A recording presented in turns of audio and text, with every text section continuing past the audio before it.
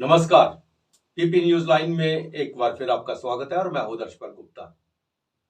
Jammu Kashmir reorganisation act को बने हुए, यानी कि जम्मू को यूटी बने हुए जम्मू कश्मीर को 4 साल हो गए। इन 4 सालों में हमने क्या खोया और क्या पाया, हम एक नजर इस पर डालेंगे। और आज हमारे साथ दो वरिष्ठ पत्रकार हैं और पत्रकारों की नजर में जम्मू कश्मीर की क्या पोजीशन है, इनसे जानना चाहेंगे। हमारे साथ रोहित जंडियाल जी हैं और सुरेंद्र शर्मा जी हैं। आप सबका बहुत बहुत स्वागत है। रोहित जी, है तो बहुत महत्वपूर्ण दिन है आज। तीन तीन चीजें हैं यहाँ पे। एक तो यूटी हमारी बनी, सरदार वल्लभ भाई पटेल का भी है और श्रीमती इंदिरा गांधी को भी याद कर रहे हैं। लेकिन सबसे जो हम इस वक्त इम्पोर्टेंट चीज है, जिसको लेके हम यूटी को लेके हमेशा बात करते हैं, एक राज्य का दर्जा था और जम्मू कश्मीर एक बहुत बड़ा राज्य था। उसमें से 2 यूटी बन गए, लद्दाख बन गया और जम्मू कश्मीर अलग हो गया। अब देखने वाली चीज है, दफा 370 टूट गई, 3500 खत्म हो गया, लेकिन उसको लेके लोगों ने इतना शोर नहीं डाला, इतना उस पर बातचीत नहीं की जितना यूटी को लेके किया है। और सरकार का दावा है कि यूटी बनने के बाद जम्मू कश्मीर में बहुत कुछ आ गया। बहुत कुछ ऐसे एक्ट थे जो केंद्र में थे, यहाँ पे नहीं थे, सारे के सारे लागू हो गए। उसका एक फायदा मिला यहाँ के लोगों को। तो कहां तक हमें ये फायदा मिला और कहां तक हमें नुकसान मिला? जी देखिए, आप सही बोल रहे हैं कि जैसे जीटी जो पिछले 4 सालों में जो इस पर सबसे ज्यादा चर्चा हुई वो यही थी कि जम्मू कश्मीर का जो राज्य का दर्जा था उसे आपने एक किस्म का डिग्रेड करके उसे यूटी बना दिया है। हालांकि हम लोगों ने जहाँ पर सेलिब्रेट भी किया कि 370 हट गया। चलो 370 हटना कोई इशू अब नहीं है, मुझे लगता है कि अब नेशनल लेवल पर भी ये इशू रहा नहीं है 370 या 35 ना। इस पर जो राजनीतिक दल है, अगर आपने स्टेट के छोड़ दें एनसी या पीडीपी, तो उसे छोड़कर मैक्सिमम करनी ही काटते हैं। इवन के कांग्रेस ज्यादा राष्ट्रीय दल भी अब 370 पर बात सीधी नहीं करता है, या गुलाम नबी आजाद हो गए जो, वो भी उस पर सीधी बात नहीं करते हैं। बस अब जो इशू हो गया है जो हमारी स्टेट का 4 सालों में जी हो गया है कि यूटी को आप इसे स्टेट में ले आओ, जो आज की डेट में सबसे। अब रही बात की 4 सालों में हमने क्या अचीव किया। अब देखो कि अगर आप पूरे जम्मू कश्मीर के पर्सपेक्टिव के हिसाब से आप चलो कि जम्मू कश्मीर हमने 4 सालों में क्या अचीव किया, जो मुझे थोड़ा बहुत जो एक गवर्नमेंट की एक अचीवमेंट लगती है थोड़ा। हालांकि अभी भी जो टारगेटेड किलिंग हो रही हैं, थोड़ा सा जो अलगाववाद था उस पर एक अंकुश लगा है।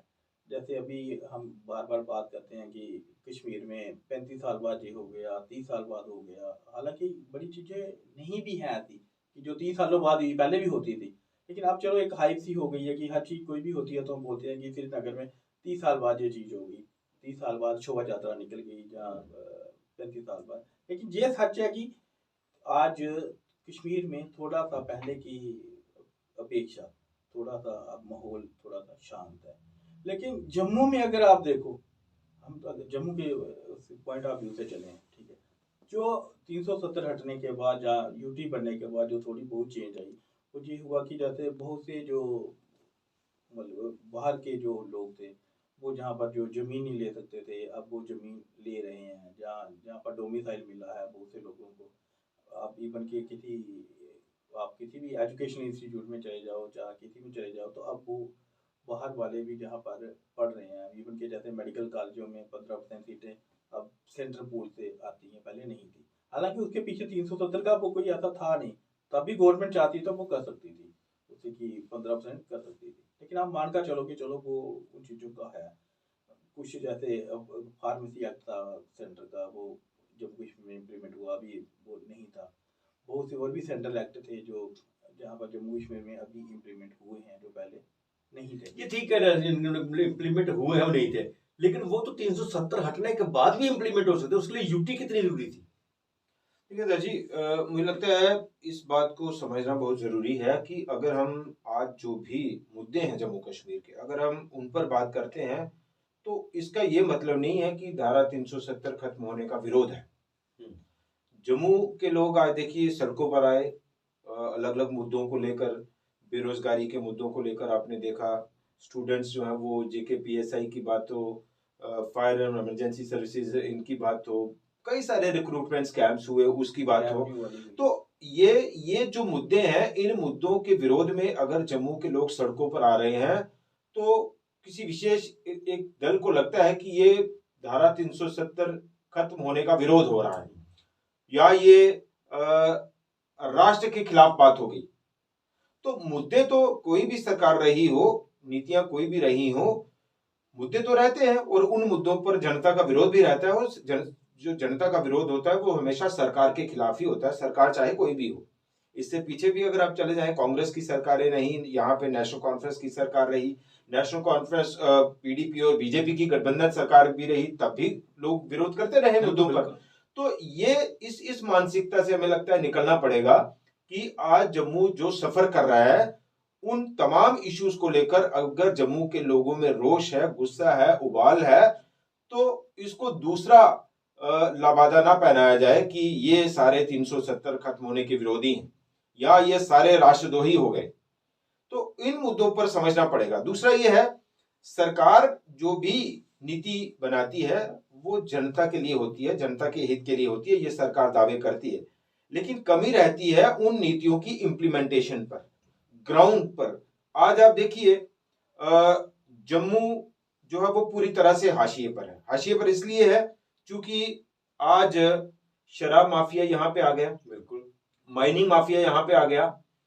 जो 800 रुपए की, 700, 600, 800 रुपए की ट्रॉली रेत की मिलती थी, आज वो 4000, 4500, 6000 में मिल रही है। वो भी आपको उसके लिए चोर बनना पड़ रहा है, चोरी से लेनी पड़ रही है। उसके बाद आप देखिए शराब माफिया, माइनिंग माफिया, अब तो ये भी कहें कि नौकरी माफिया भी हो गया, क्योंकि उसकी वजह से तो रिक्रूटमेंट स्कैम हो गए, एक के बाद एक। बच्चे पढ़ाई करते हैं, तैयारी करते हैं और पता नहीं एग्जाम होते हैं, नतीजे आने कि नहीं आने, स्कैम हो जाता है, सरकार रद्द कर देती है। रेडी माफिया यहाँ पे आ गया, भू माफिया तो पहले से ही यहाँ पे दंदन आ रहा था। तो ये सारी चीजें आप देखिए कि बदला क्या। हम बदलाव की बात कर रहे हैं, हम जो हुआ उसका विरोध नहीं कर रहे, हम ये कह रहे हैं कि जो आपने कहा उस दिशा में आप कितना अमल कर पाए, उस दिशा में आप कितना कामयाब हो पाए।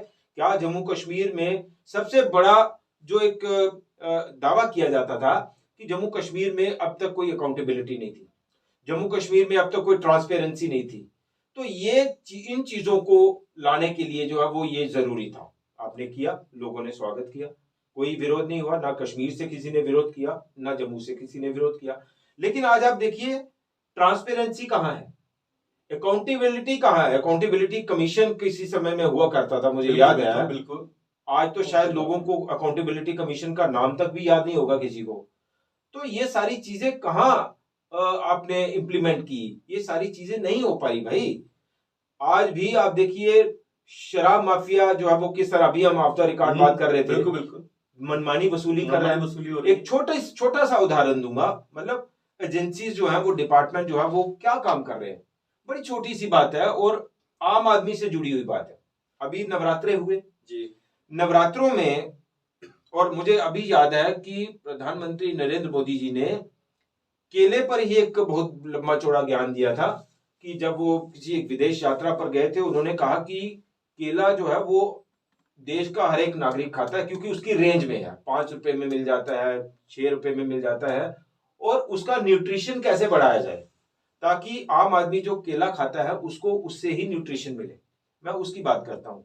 अभी नवरात्रे खत्म हुए, बिल्कुल 60 रुपए दर्जन या 70 रुपए दर्जन जो है वो कल केला मिलता था। पहले नवरात्रे के दिन केला 100 रुपए दर्जन हो गया। नवरात्रे खत्म हो गए, आज भी 100 रुपए बिक रहा है। कोविड में नारियल पानी कोविड से पहले 40 रुपए मिलता था, कोविड में 70 हुआ, आज भी 70 बिक रहा है। तो कहने का मतलब मेरा ये है, भाव ये है कि जो डिपार्टमेंट है, जो रूल्स हैं, जो कानून है, वो कहां इंप्लीमेंट हो रहे हैं, चेक्स एंड बैलेंसेस कहां है, अकाउंटेबिलिटी कहां है, ट्रांसपेरेंसी कहां है। आज आप देखिए जम्मू, मैंने इसलिए कहा जम्मू हाशिए पर है, लोग जो लोकल ऑफिसर हैं वो आज पूरी तरह से खत्म हो गए, एक तरह से हाशिए पर हैं, किसी को आपने डेपुटेशन पे भेज दिया। वो इसलिए हम कह रहे हैं कि जो लोकल ऑफिसर थे, जो पिछले 20-30 सालों से यहाँ काम कर रहे थे, वो लोगों की नब्ज जानते थे, थोड़ा बहुत लोगों के अप्रोच में थे। आज जो अधिकारी आपने लाए हैं, हर एक डीसी बाहर से है, डायरेक्टर जो है वो हेड ऑफ द डिपार्टमेंट बाहर से है, कम्युनिकेशन लोगों के साथ बिल्कुल ब्यूरोक्रेसी का जीरो है, ना के बराबर है। यहां तक कि हम साफ कहें कि डीसी के दफ्तर तक आप जा नहीं सकते। तो ये सारी चीजें, क्या बदलाव आया? बिल्कुल सही कॉन्फिडेंस जो है वो लोगों में क्या क्या कितना कॉन्फिडेंस बिल्डअप हुआ कि भाई अब ये बदलाव हुआ है, अब अधिकारी हमारी रीच में है, हमारी पहुंच में है। बैक टू विलेज आपने चलाए दो तीन बार, मेरे ख्याल में शायद उसके 2 फेजेस हो गए शायद रोहित जी। बैक टू विलेजेस के मतलब मेरे ख्याल में 2 चरणों में हो गया उसका। जो रिक्वायरमेंट्स आई लोगों की, जो रिकमेंडेशंस आई, क्या उनको फुलफिल किया गया? बिल्कुल भी नहीं। तो ये हम कह रहे हैं, हम उसका विरोध नहीं कर रहे, वो सरकार का एक इख्तियार था, सरकार के पास एक कॉन्स्टिट्यूशनल पावर थी, सरकार ने वो किया। एक पॉलिटिकल पार्टी का एक स्लोगन था, और हमें लगता है पॉलिटिकल पार्टी अगर अपने किसी आइडियोलॉजी या एजेंडे को फुलफिल करती है तो वो उसकी शाबाशी है। लेकिन उसके बदले में जो मिला, हम उसकी तस्वीर रखने जा रहे हैं कि ये चीजें आज भी नहीं हो पाई। तो जी एक चीज है, आपने कहा कि शांति बहाल हुई है, लेकिन सबसे बड़ी बात यह है कि जम्मू के अंदर 370 हटाना और 35 हटाने की सबसे ज्यादा मांग जम्मू में थी। बिल्कुल। और सबसे ज्यादा लोग जम्मू के खुश हुए थे, और सबसे सबसे ज्यादा सफर भी जम्मू के लोग कर रहे हैं। जम्मू के लोग ही हैं ना। और आप कह रहे हैं शांति कि ऐसा तो नहीं तूफान से पहले की खामोशी है ये? बहुत हद तक संभव है, जैसा आप कह रहे हैं कि तूफान से पहले की शांति भी हो सकती है, क्योंकि अभी आप देखो कि पिछले कुछ टाइम से कश्मीर में जरूर हुआ है, लेकिन आप देखो कि जम्मू प्रोविंस के कुछ ऐसे रजौरी पुंछ वाली साइड हो गई, या इवन के कठुआ हो गया, उनके उधमपुर में आप देखो कि जो बस में वो जो स्टिकी बम लगाए हुए थे, जो कटरा वाली साइड से आ रहे थे, रामनगर वाली साइड से भी आ रहे थे।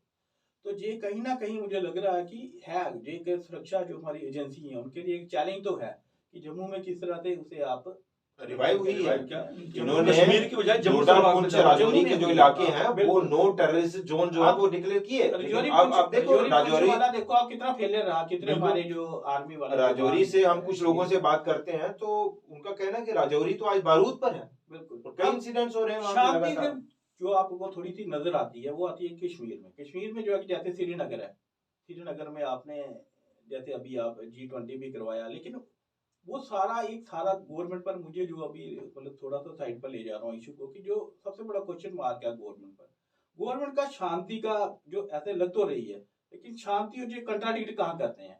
जैसे गवर्नमेंट कहती है कि हमने पूरी तरीके से शांति हो गई है, बिल्कुल अब छोड़ो, जैसा डीजी ने परसों कहा। लेकिन अगर शांति है, पूरी तरीके से शांति है, तो फिर सबसे बड़ा गवर्नमेंट पर क्वेश्चन मार्क है कि आप इलेक्शन क्यों नहीं करवा रहे। अभी आपके म्यूनसिपलिटी के अगर जो इलेक्शन थे वो ड्यू थे, नहीं करवाए। पंचायत के हैं, उसका भी अभी कोई है नहीं, एक बात और जोड़ूंगा मैं रोहित जी इसके साथ, कि शांति है जम्मू कश्मीर में, क्या उसका पैरामीटर सिर्फ कश्मीर है? कि अगर कश्मीर में वायलेंस कम हो गया, कश्मीर में अलगाववाद कम हो गया, कश्मीर में पत्थरबाजी कम हो गई, तो क्या ये मान लिया जाए कि पूरे जम्मू कश्मीर में शांति हो गई? बिल्कुल। क्योंकि उसके बनस्पत हम जम्मू में देखें तो जम्मू में तो लगातार इंसिडेंट्स हो रहे हैं, पुंछ तो है ही, और बड़े जबरदस्त एक तरह से पीछे आपको याद होगा टारगेट किलिंग तो कश्मीर में वाला- भी हो रही है। टारगेट किलिंग हुई, 3-4 जो हमारे जवान जो है वो गाड़ी में पूरी तरह से जल गए। राजौरी वाली घटना में मैसेकर हुआ, 6-7 लोग जो है, 7 लोगों की किलिंग हुई। जम्मू के बस अड्डे में जो है वो धमाके हो गए, उधमपुर में धमाके हो गए। तो ये पैरामीटर आप मत मानिए ना कि कश्मीर में, अगर कश्मीर को आपने थोड़ा कंट्रोल कर दिया, जम्मू में बढ़ता है आतंकवाद तो बढ़ने दीजिए, इसका मतलब जम्मू में शांति है, जम्मू कश्मीर में शांति है। बिल्कुल नहीं, गवर्नमेंट ठीक है, गवर्नमेट अपने उसके पीछे एक तर्क भी देते हैं कि आप देखो कि पत्थरबाजी नहीं है, पत्थरबाजी नहीं है, जो टूरिस्ट है 1 करोड़ 88 लाख आ गए पिछले साल, इस साल भी अभी 1.5 करोड़ से ऊपर, लेकिन गवर्नमेंट सही उसका आंकड़ा नहीं देती है। आप देखो जैसे गवर्नमेंट बताती है कि 1 करोड़ 88 लाख वो आए, टूरिस्ट आए, उसमें से 1 करोड़ तो सिर्फ माता वैष्णो देवी में आया। बिल्कुल 10 लाख तो आपका अमरनाथ में हो गया, अमरनाथ में 2-3-4 लाख अमरनाथ में आता है, 10 लाख आपका शिवखोड़ी में आता है। यही एक जो हमारी रियासी डिस्ट्रिक्ट है, रियासी डिस्ट्रिक्ट में ही हमारे 1 करोड़ से ऊपर टूरिस्ट आ जाता है। तो जो आप कश्मीर का आंकड़े बार बार बोलते हैं कि कश्मीर में टूरिस्ट है, मैं कहता हूँ कश्मीर के मुकाबले तो सिर्फ जम्मू प्रोविंस का रियासी डिस्ट्रिक्ट ही उस पर भारी है। लेकिन जम्मू को उस तरह से डेवलप नहीं की जा रही जिस तरह से कश्मीर का प्रोपेगेंडा हो रहा है। बड़ी टूरिज्म के मैप पे ला ही नहीं रही। बड़ी दिलचस्प बात है कि पिछले दिनों अभी संसदीय सत्र चला और सरकार ने, जो MOS होम है शायद नित्यानंद राय, उन्होंने ये आंकड़े पेश किए कि अलजी साहब ने भी बार बार कहा कि 3 साल में जो है वो हमने 33,000 की 33,000 29-30 हजार 29-30 हजार के आसपास जो है वो नौकरी दे दी। तो मतलब पिछले 3 साल में भी आप 30 हजार बता रहे हैं और 4 साल में भी आप 30 हजार बता रहे हैं। और आंकड़ों पर अगर हम ध्यान दें, हमने वो खबर भी की कि लेट इट बी कि अगर 3 साल में आपने बताए 29,800 के आसपास, मान लीजिए अगर ऐसा है, तो अगले साल आप बता रहे हैं 29,200, मतलब 600 कम हो रही है। कम हो रहे हैं। आप बता रहे हैं कि 3 साल में भी उतना डाटा बता रहे हैं, 2 साल में भी उतना बता रहे हैं, 4 साल में भी उतना बता रहे हैं। तो इसलिए मैंने कहा कि जो नीतियां आप बनाते हैं ना, वो नीचे ground the line, down the line नहीं जा रही, उसकी इंप्लीमेंटेशन नहीं हो रही। आंकड़ों के हेरफेर में टूरिज्म इतना बढ़ गया, टूरिस्ट इतना आ गया, तो ये सब खेल, बेरोजगारी इतनी कम हो गई और हमने इतनी नौकरियां दे दी, तो ये सारे आंकड़ों के खेल पर जो है वो आप अपनी पीठ थपथपा रहे हैं। फिर प्रोटेस्ट कहाँ क्यों हो रही है? चीज है कि गवर्नमेंट को मैं आज आप देखो कि हमारा जो सूचना विभाग है, इंफॉर्मेशन डिपार्टमेंट, या दूसरी हमारी जितनी भी एजेंसी है, मैं भाई बोल रहा हूँ कि कश्मीर में लाल चौक से शोभा यात्रा निकली, समझ लो कि अभी 2023 में निकली, तो वो बोलते हैं कि 30 साल बाद निकली या 35 साल बाद निकली, तो मतलब उसमें भी 4 साल लग गए वो शोभा यात्रा निकालने में आपको। फिर उसके हालांकि आप जो सच चीज है कि अगर 2023 में निकली है तो 22 में भी निकली है, वो 21 में भी निकली है, वो 19 से पहले भी निकलती थी। लेकिन आज जो चीजों को जिस तरीके से प्रेजेंट किया जा रहा है, ऐसे किया जा रहा है कि जम्मू कश्मीर में 2019 से पहले कुछ भी नहीं। एक थोड़ी सी यहाँ बड़ी कड़वी बात हो जाएगी कि आपने कहा कि 30 साल बाद शोभा यात्रा निकली। यहाँ जो पिछले 70 सालों से निकलती थी शोभा यात्रा, वहां से रूट तो उसका बंद कर दिया आपने, वही वो तो चेंज करवा दिया। तो ये आप लोगों को थोड़ा बेवकूफ बनाना बंद करिए ना। गवर्नमेंट कहती है कि भाई आज कि 2019 से पहले जम्मू कश्मीर में कुछ भी नहीं था, जहाँ पर जो ऑफिसर थे वो भी चोर थे, जो लोग थे वो भी अभी कहा चीफ सेक्रेटरी ने कितना 2.5 लाख कहा कि 2.5 लाख जो है वो बैकडोर अपॉइंटमेंट हुई है जम्मू कश्मीर में। आप बोल रहे हो कि गवर्नमेंट ने ऐसे स्टेट से यूटी क्यों बनाया? मैं सब वही सबसे बड़ी चीज है कि यूटी तो सबसे पहले इसलिए बनाया कि जम्मू कश्मीर का कार्डर बंद हो गया, जम्मू कश्मीर कार्डर टोटली बंद हो गया। जम्मू कश्मीर कार्डर बंद होने से क्या हुआ, जो अगमुट कार्डर आ गया कि उसमें यूटी, वो भी समझ में नहीं आता, कहीं यूटी वाले सारे कार्डर सेम हो गया। और उसमें क्या आप नाम लेते जाइए, हमारे जैसे जितने लोकल ऑफिसर थे सब बाहर भेज दिया हमने, अटल डुल्लू से लेकर जो आपके जितने भी एसजी सिंह जमाल हैं, जितने भी कोतवाल हैं, बहुत सारे मैक्सिमम जो ऑफिसर है उन्हें क्या किया है, डेपुटेशन पर बाहर भेज दिया और बाहर वाले यहाँ लाए आप। और जहाँ पर जिनको जम्मू कश्मीर की एबीसी नहीं पता, वो जम्मू कश्मीर को ठीक है, चलाएंगे। आपने बाहर भी लगाए, अगर बाहर किसी को लगा रहे हो आप जम्मू में, तो अगर जैसे आपने उधमपुर में किसी को डीसी लगाया, तो आप पिछला रिकॉर्ड देख लो कि वो टेन्यूर कितना निकालता है उधमपुर में। अभी जो जम्मू में डीसी लगे हैं, जो पहले उधमपुर में थे, तो उधमपुर में 3 महीने निकाले हैं इन्होंने। 3 महीने में इन्होंने कितना उधमपुर को समझ लिया होगा, अब जम्मू को क्या कर लिया गया कि अब वो जम्मू को समझेंगे। अभी जो उधमपुर में लगी है सलोनी राय, ठीक है, वो पता नहीं कितना टाइम काटेंगी, कोई पता नहीं है, 2 महीने काटेंगी, 3 महीने काटेंगी। वही चीज आती है कि गवर्नमेंट ने आखिर ड्यूटी बनाया क्यों? जितनी डिसीजन गवर्नमेंट अभी ले रही है वो तो स्टेट में भी ले सकती थी। लेकिन सबसे सुंदर जी, मैं आपसे ये जानना चाहूंगा कि जम्मू की जो अच्छा, एक हाँ। सवाल से पहले एक बात, आपने 370 तोड़ी, जैसा हमने कहा, सबने स्वागत किया, किसी ने विरोध नहीं किया, लेकिन यूटी तो नहीं मांगी थी जम्मू कश्मीर के लोगों ने कि भाई इसके बदले में हमें यूटी दे दीजिए। किसी की डिमांड ही नहीं, यूटी तो कोई डिमांड नहीं यूटी थी। सिवाय लद्दाख के किसी की मांग नहीं थी। एक लद्दाख की डिमांड थी कि हमें यूटी मिलना चाहिए, जम्मू कश्मीर से बाहर निकालना चाहिए। लद्दाख में भी इसकी बात सहमति नहीं है। हाँ। कारगिल वाले लोग बोलते हैं कि हमने कश्मीर के साथ जाना है, वो कहाँ यूटी उसे मानते हैं। लद्दाख वालों ने तो अपनी सारी, लेकिन उनको अपनी बातें मनवाना आता है। वो दोनों इकट्ठे हो जाते हैं। उन्होंने सारी चीजें अपनी मनवा ली लद्दाख वालों ने। जम्मू वालों ने क्या किया? लद्दाख वाले भी मनवा रहे हैं, कश्मीर वालों को भी कोई इसका असर नहीं हुआ। कश्मीर के लोग जो है वो, हम पहले भी बात कर रहे थे कि कश्मीर जो है वो आज जम्मू वालों का मजाक उड़ा रहा है कि भाई आपने ढोल नगाड़े बजाए, खाप पर नाचे, आज आप नाचिए। और आज भी आप देखिए कि कश्मीर को कोई नुकसान नहीं हुआ, सारा जो है वो लोड, नुकसान, दबाव, परेशानी, दुविधा, ये सारी जम्मू को है। मैं उसी में आप पे आ रहा हूँ सुंदर जी, क्यों है ये सब, क्यों है जम्मू? क्या क्योंकि हमारे हेडलेस जम्मू कोई। मैं एक चीज बोलूं, मतलब टोक रहा हूँ इसी पर, कि मैं कल भी इनके साथ डिस्कस कर रहा था, कल भी चीजें हम डिस्कस कर रहे थे कि सबसे इसका ज्यादा नुकसान क्या होगा।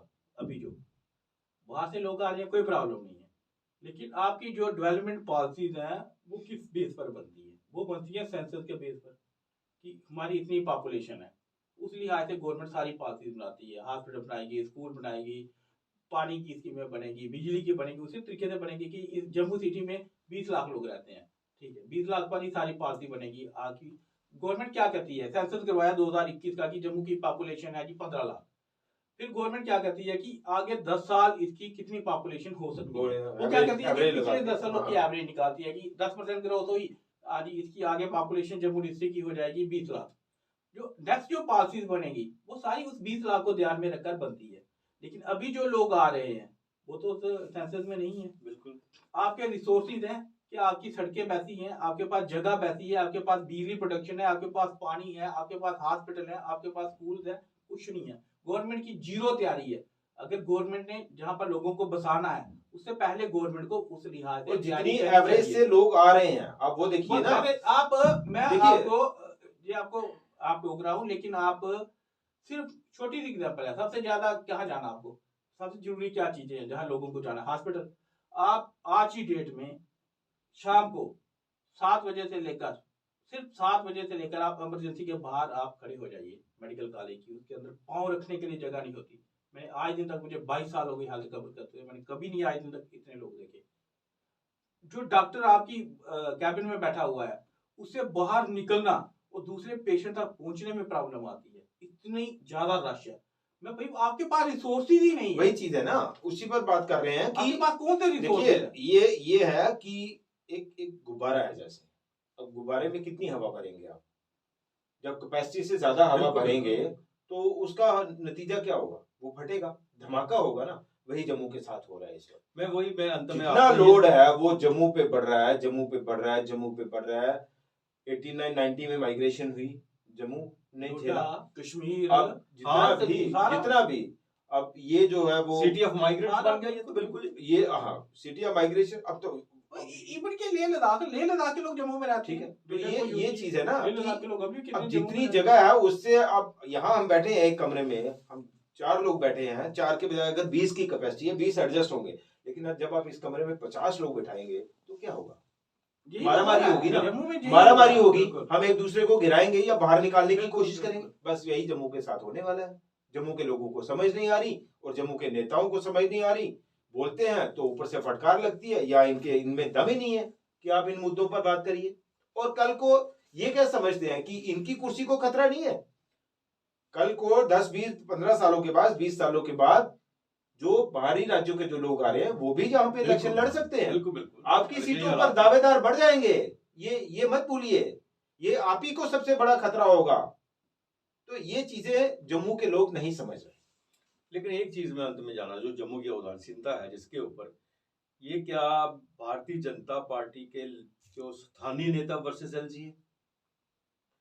देखिए, अब दुविधा ये है कि एलजी साहब जितना जम्मू कश्मीर को समझते हैं वो उसके अकॉर्डिंग। तो हम उम्मीद करते हैं कि आने वाले दिनों में जिस तरह से सुरेंद्र जी ने और जड़ियाल साहब ने हमें बताया है, रोहित जी ने, कि जम्मू कश्मीर के हालात जो हैं इस वक्त क्या है, वो तो आपने अच्छी तरह से सुन लिया इनसे, उनके एक्सपीरियंस काफ़ी है इनको और बड़ी अच्छी तरह से जम्मू कश्मीर को समझते हैं।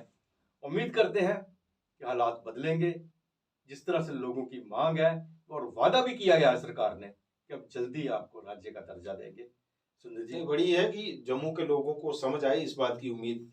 सबसे बड़ी बात ये कहिए कि जम्मू के लोगों को समझ आनी चाहिए हम इस वक्त कहाँ खड़े हैं। आप ये जानना आप जरूरी इस है। भरोसे पे मत रहिए कि मेरा भला करने के लिए मैं किसी और का इंतजार करूं कि वो आएगा, मेरा घर बचाएगा, मेरे बच्चों को नौकरी देगा, सुरक्षा देगा, रोजगार देगा। ये इस भरोसे पे आप मत रहिए, क्योंकि मेरा भला सबसे पहले मुझे ही खड़े होकर करना पड़ेगा, मुझे ही उसके लिए उठना पड़ेगा। आज के लिए बस इतना ही। अगले प्रोग्राम में फिर आपसे भेंट होगी, तब तक इजाजत दीजिए। नमस्कार।